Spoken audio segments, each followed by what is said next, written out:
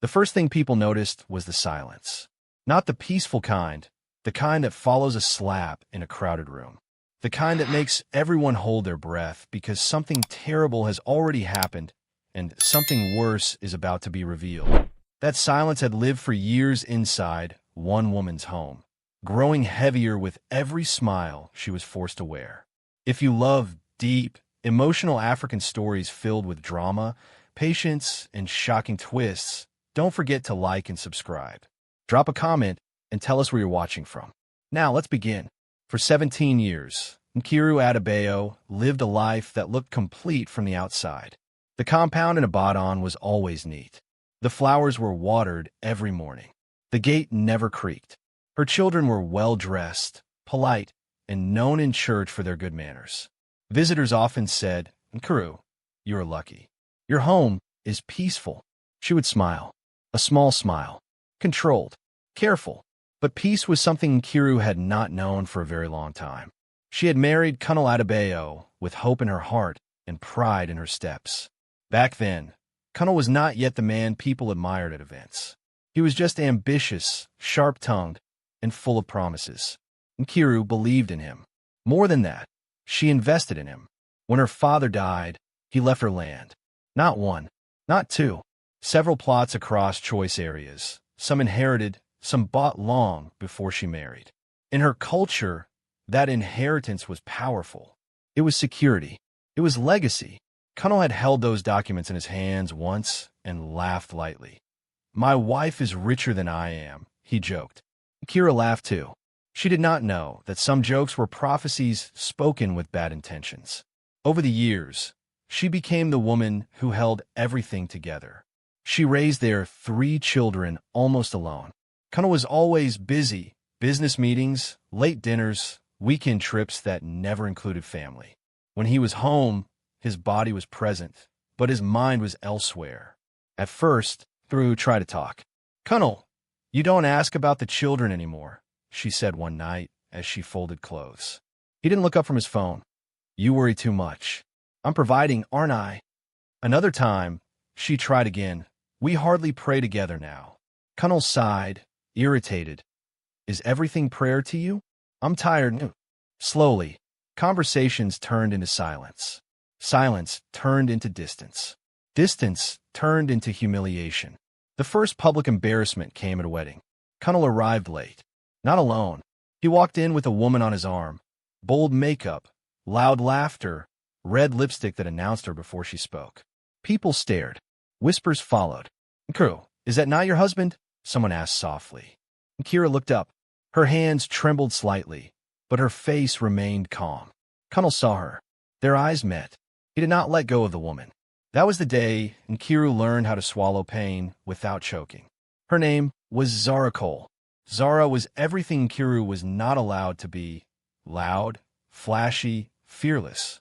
She dressed like a headline and spoke like she expected applause. And Colonel adored her. Soon, everyone knew. Colonel did not even try to hide it. He posted pictures online. Expensive dinners, vacations, champagne glasses clinking. Zara tagged him. Comment sections burned. At home, Nkiru said nothing. Her children noticed, though.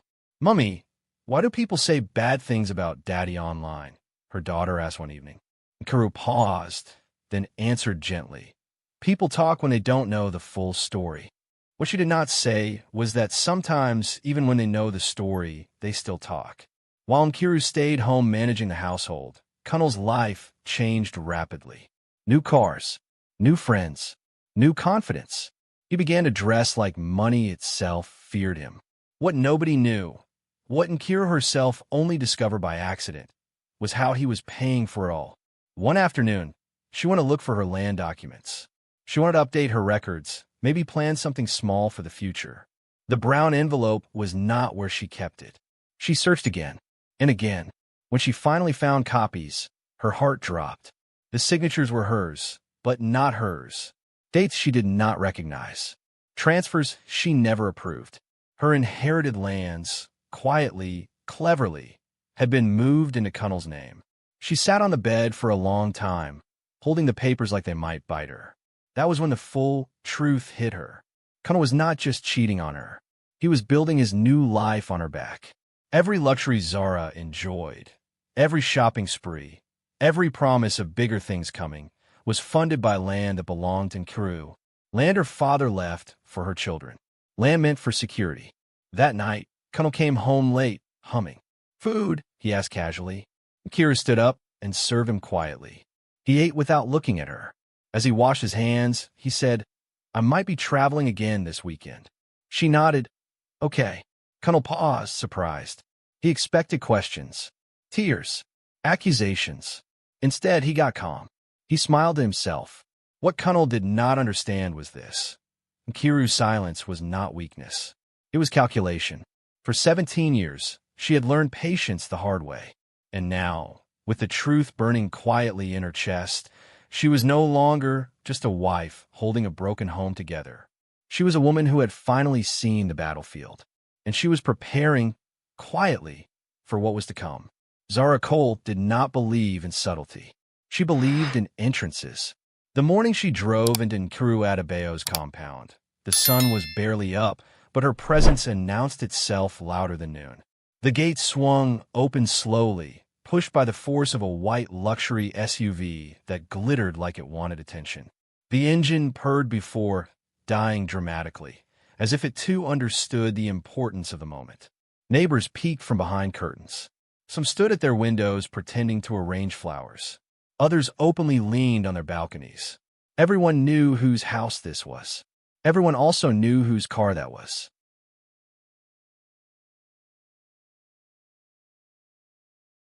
Zara stepped out wearing heels sharp enough to cut dignity. Her dress hugged her body like it was custom-made to provoke envy. Dark glasses covered her eyes, even though there was nothing bright to shield herself from, except judgment. She didn't knock. She walked straight, in like someone who already owned the place. Nkiru was in the kitchen, stirring soup slowly. Her youngest son was at the dining table doing homework. "Mummy," he whispered, nervous, "there's a strange woman outside." Nkiru wiped her hands calmly on a napkin. "I know," she said. She walked into the living room, just as Zara dropped her bag on the center table, like a crown being placed on a throne. "So," Zara said, removing her glasses and looking around, "this is it." Nkiru stood still. Her face was unreadable. Zara smiled. Not a friendly smile. The kind of smile that enjoyed pain. "I won't waste time," Zara continued. "Kunal is mine now. He has always been mine, really. You were just convenient." Nkiru did not respond. Zara walked around, inspecting the furniture. "He bought me a mansion," she said casually. "In Lekki. Massive place. Swimming pool. White walls. You'd love it." She turned suddenly. "Well, aren't you going to cry?" The neighbors leaned closer. This was the drama they expected. Shouting. Tears. Slaps. Instead, Nkiru nodded once. "That's good," she said. Zara blinked. "Good?" "Yes," Nkiru replied calmly. "Everyone deserves a nice place to live." The calm unsettled Zara more than shouting ever could. "You're pretending," Zara snapped. "I came here to end this nonsense. Kunal is proposing soon. I'm just letting you know before it goes public." Nkiru looked at her properly for the first time. "Is that all?" Zara laughed sharply. "You're unbelievable. Do you know how long he's been lying to you? He says you're boring. Always quiet. Always pretending to be strong." Nkiru's voice remained steady. "Thank you for telling me." That was it. No argument. No tears. No begging. Zara felt cheated. This wasn't how the script was supposed to go. She picked up her bag angrily. "Enjoy your silence while it lasts," she said. "Because very soon, everyone will know you've lost." She walked out, heels clicking like punctuation marks on a finished sentence. But the sentence wasn't finished. Not even close. That night, Kunal came home smiling. "I heard Zara stop by," he said lightly, loosening his tie. "Yes," Nkiru replied. "She did." He watched her closely. "She didn't disturb you, did she?" "No," Nkiru said. She was very clear. Kunal exhaled, relieved. "Good. I hate drama." Nkiru almost smiled. What Kunal did not know, what neither he nor Zara could imagine, was that Nkiru had already crossed from pain into purpose. After discovering the forged documents weeks earlier, she had not screamed. She had not confronted him. She had done something far more dangerous. She started watching. Late at night, when the house was quiet, Kiru went through old files. Bank alerts, emails, property records. She compared dates, signatures, names. Slowly, a pattern emerged. Kunnel had been systematic. Each land transfer happened shortly after a major argument. Each sale funded something new: Zara's car, her boutique launch, the mansion. And Kiru began printing everything. She kept the documents hidden inside a large Bible no one touched, not even Kunnel. She labeled files carefully. Dates, amounts, witnesses. Then she made a call. "Femi," she said quietly into the phone one afternoon. "I need help." Barrister Femi Lawal had been her friend since university. Calm, precise, the kind of man who listened more than he spoke. They met in his office after hours. She laid the documents out one by one. Femi adjusted his glasses, flipping through pages slowly. His face hardened with every sheet. "No," he said finally. "This is serious. I know. This is fraud. Identity theft. Illegal transfer of inherited property." She nodded. "I know." He looked at her carefully. "What do you want to do?" Kiru folded her hands. "I want the truth to speak for itself." Femi studied her. "You understand that once this starts, there's no quiet ending." She met his eyes. "I have been quiet for 17 years. From that day, Kiru lived two lives. By day, she was the calm wife. The woman who cooked, smiled politely, attended church. The woman everyone pitied but no one feared. By night, she became meticulous. She recorded conversations when Kunnel bragged. She saved messages Zara posted, where she unknowingly revealed property details. She requested certified, true copies of land titles without raising suspicion. When Kunnel forged again, careless with confidence, Kiru smiled and let him. He believed he had broken her. What he had done was free her. One evening, Kunnel announced proudly, "The mansion is almost ready. Zara is planning an engagement party." "That's wonderful," Kiru replied softly. He stared at her. "You're taking this very well." "I've had time," she said. He laughed. "I always knew you were sensible." Sensible. That word sat quietly in Kiru's mind as she watched him walk away. Sensible had kept her alive. But truth was about to set everything on fire. And she was still gathering the matches. The storm had not arrived yet, but the clouds were already heavy. Kiru Adebayo mastered the art of waiting. Not the helpless kind of waiting that comes with fear, but the disciplined kind that belongs to hunters. With Barrister Femi Lawal by her side, she did not rush. She did not threaten. She did not expose Kunnel when her heart screamed to do so. She planned. Every Wednesday evening, after Kunnel left the house claiming late meetings, Kiru locked her bedroom door and spread documents across the bed like pieces of a puzzle. Deeds, transfer forms, bank records, phone screenshots. Femi had taught her how to think like the court. "Emotion does not win cases," he said gently one night in his office. "Evidence does." Kiru nodded.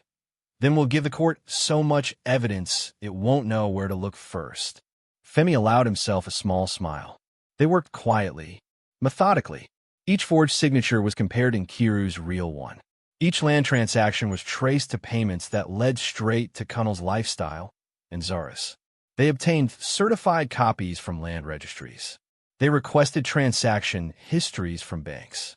Everything was documented, stamped, indexed. Meanwhile, Kiru played her role perfectly. When Kunnel boasted, she listened. When he mocked her silence, she smiled. When he accused her of being too calm, she apologized. "Maybe I'm just tired," she said once, lowering her eyes. Kunnel felt powerful, untouchable. One evening, he came home glowing with excitement. "The engagement party is set," he announced. "Big event. Influencers. Media people. Zara wanted a trend." "That's nice," Kiru replied, pouring him tea. He studied her carefully. "You don't want to come, right?" She paused, then said softly, "I wouldn't want to disturb your happiness." He laughed. "Exactly." That night, Kiru sent one simple message to Femi. "It's time." The party was held at an extravagant outdoor venue. White tents, crystal chandeliers, live band, cameras everywhere. Zara had planned it like a coronation. She arrived in a gold gown, glowing, waving at guests as if she were already royalty. Connell stood beside her, chest out, smiling for cameras. He had never looked happier. What he didn't notice was the quiet ripple that moved through the crowd when a black car pulled up unannounced. People turned. Whispers followed. Nkiru stepped out. She was dressed simply. Ivory lace. No jewelry except her wedding ring. Her face was calm, her steps steady. She did not rush. She did not look around for approval. She walked straight in. Zara froze mid-laugh. Connell's smile dropped. What is she doing here? Zara hissed. Connell swallowed. I didn't invite her. Before anyone could stop her, Nkiru approached the stage, right as Connell took the microphone. My love, Connell said loudly, forcing confidence back into his voice. Before everyone here, I want to— Excuse me, Nkiru said gently. The microphone screeched as she took it. The band stopped. Cameras zoomed in instinctively. Silence fell again. That same unsettling silence.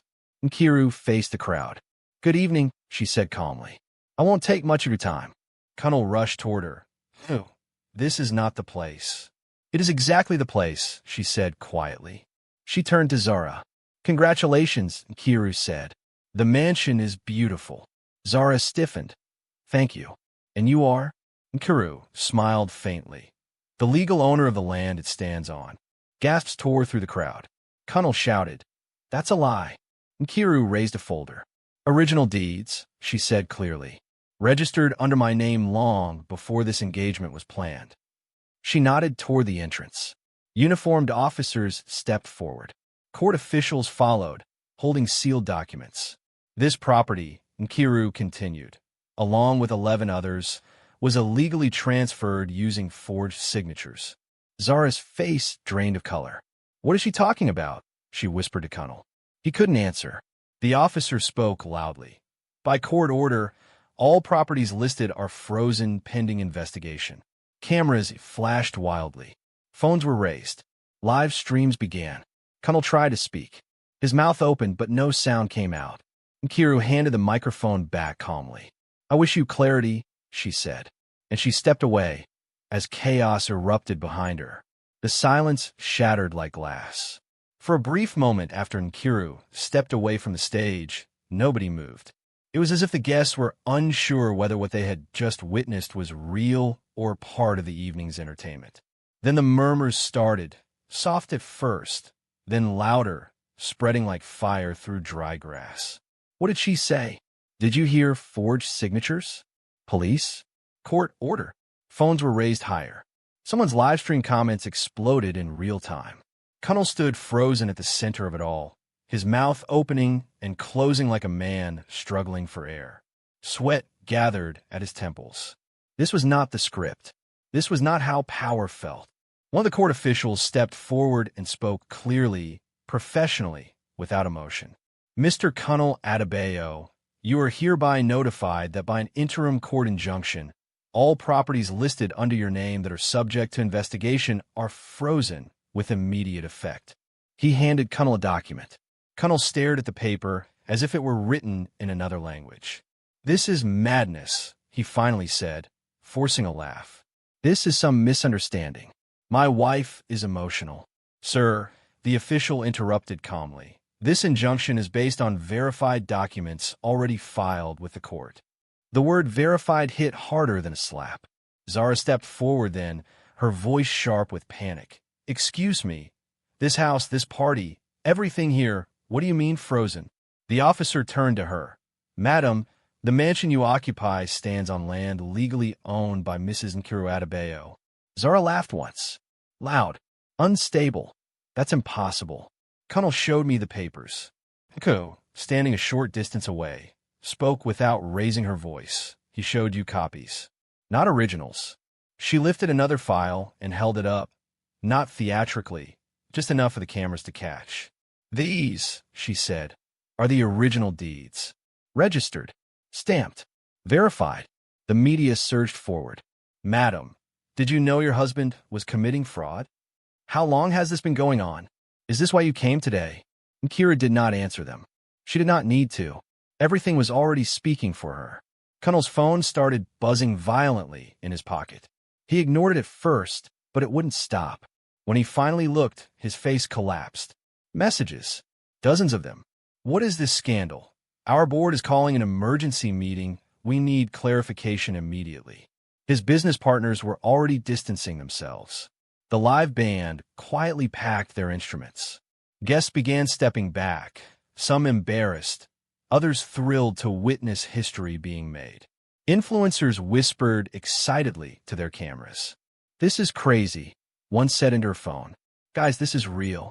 The mistress's mansion belongs to the wife." Within minutes, hashtags were born. Hashtag Adebayo scandal, hashtag quiet women loud truth, hashtag forged signatures. Connell tried one last time to regain control. "No," he said hoarsely, stepping toward her. "Let's talk privately." She looked at him then, really looked at him. "We've had 17 years of private talks," she said softly. This one needed witnesses. Zara's world was collapsing faster than she could process. She grabbed Connell's arm. "Tell them she's lying," she demanded. "Do something." But Connell was no longer the confident man she had fallen for. He was shrinking by the second.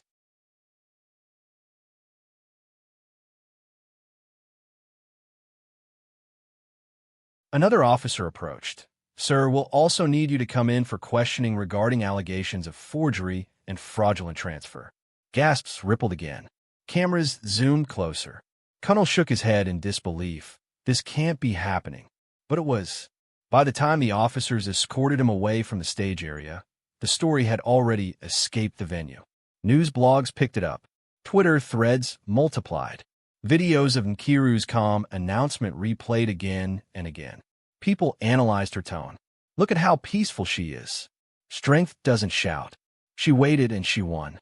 Zara stood alone now, trembling. Guests avoided her eyes. Some whispered openly. "So, she doesn't even own the house. All that luxury, fake?" Zara's phone buzzed. She answered without checking the caller. "Mom," she said weakly. On the other end, her mother's voice was sharp with disbelief. "What is this I'm seeing online? Zara, are you in trouble?" Zara's throat tightened. I don't know." She looked around the venue she had decorated with dreams that were never hers to begin with. The flowers, the lights, the banners with her name beside Connell's, all standing on borrowed ground. Across the space, Nkiru spoke quietly to one of the officials, handing over additional documents. She was calm, grounded, untouchable. For the first time since they met, Zara felt small beside her. Later that night, the mansion's gates were sealed. A notice was pasted clearly on the wall. Property under legal injunction. No entry. Zara stood outside with her suitcase. The guards would not let her in. "But my things are inside," she pleaded. "Madam, we have instructions," one replied politely. Her phone rang again. This time, it was a brand manager. "We're suspending our partnership," the voice said quickly, "until this issue is resolved." Another call came, then another. Each one pulled away a piece of the life she thought she owned. By morning, Zara Cole was trending, not as a fashion icon, not as a bride-to-be, but as a woman who had built her confidence on stolen ground. Connell spent the night answering questions. By dawn, his name was poisoned. Contracts were paused. Invitations withdrawn. Old friends became unreachable. The charm that once protected him was useless against documented truth. Meanwhile, Nkiru returned home quietly. She sat on her bed, removed her shoes, and exhaled, not in relief, but in release. The truth was finally out. But this was not the end. It was only the beginning of the reckoning still to come. The courtroom was quiet in a way that felt final. Not tense, not dramatic. Final. Nkiru Adebayo sat on the wooden bench with her hands folded neatly in her lap. She wore a simple navy blue dress. No makeup beyond lip balm. No attempt to look impressive. She didn't need to. The truth had already done all the talking. Connell sat across the room, shoulders slumped, eyes hollow. The man who once walked into rooms like he owned them now avoided eye contact with everyone, including himself. Zara was not present. She had stopped coming after the second hearing. Once it became clear there was nothing left to defend. The judge adjusted his glasses and spoke calmly, firmly. After reviewing the evidence presented, including original land deeds, verified signatures, bank records, and expert testimony, this court finds that all 12 properties in question were unlawfully transferred through forgery and deception. Kira did not react. She had already cried all the tears this situation deserved. Years ago, all properties are hereby returned to their rightful owner, Mrs. Nkiru Adebayo. A soft murmur moved through the room. The marriage between the parties is dissolved with immediate effect. Full custody of the children remains with Mrs. Adebayo. Kunal closed his eyes. The defendant, Mr. Kunal Adebayo, will face further legal consequences in accordance with the law. The gavel came down. It was over. Outside the courthouse, reporters waited. Microphones were pushed forward. Cameras flashed. Madam, how do you feel reclaiming all your properties? Do you feel victorious? Is this revenge? Kiru raised her hand gently. I don't feel victorious, she said calmly. I feel free. That answer became another headline. Within weeks, Nkira made decisions that surprised many people. She sold the Lekki mansion, not out of anger, not to punish Zara. She sold it because she did not want to live in a house soaked in lies. The money went into trust funds for her children, education, future investments, stability. For the first time in years, she planned without fear. Kunal tried to reach her once. Just once. I made mistakes, he said over the phone, his voice small. I didn't know it would end like this. Nkiru listened quietly. Kunal, she replied, you knew exactly what you were doing. You just didn't think I would survive it. She ended the call, and she never took another one. Zara disappeared from social media shortly after. Her brand collapsed. The friends who once celebrated her glamour moved on to newer headlines. She learned, painfully, that borrowed power disappears the moment the owner demands it back. Nkiru did not celebrate their downfall. She was too busy building something better. With guidance and encouragement from Barrister Femi Lawal, who had remained steady, respectful, and supportive throughout the entire process, Nkiru began working on an idea that had lived quietly in her heart for years. A place for women like her. A place for women who were told to endure in silence. A place for women who were underestimated because they were calm. A place for women who had been robbed. Not just a property, but a voice. She established a women's empowerment center. It started small. A rented building. A few chairs. One whiteboard. But the vision was big. Legal education workshops, financial literacy classes. Counseling sessions for women recovering from betrayal and abuse. A safe space where quiet strength was honored, not mocked. On opening day, Nkiru stood before a small group of women and spoke simply. You don't need to shout to be powerful, she said. You need truth and patience and the courage to wait until the right moment. The room was silent, then filled with applause. Femi watched from the back, pride clear on his face. Their relationship changed slowly.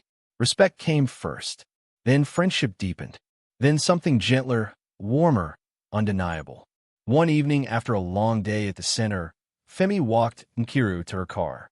You know, he said lightly, you changed a lot of lives. She smiled. So did you. He paused, then said, I'd like to walk beside you. Not as your lawyer, not as your rescuer, but as your partner, if you'll have me.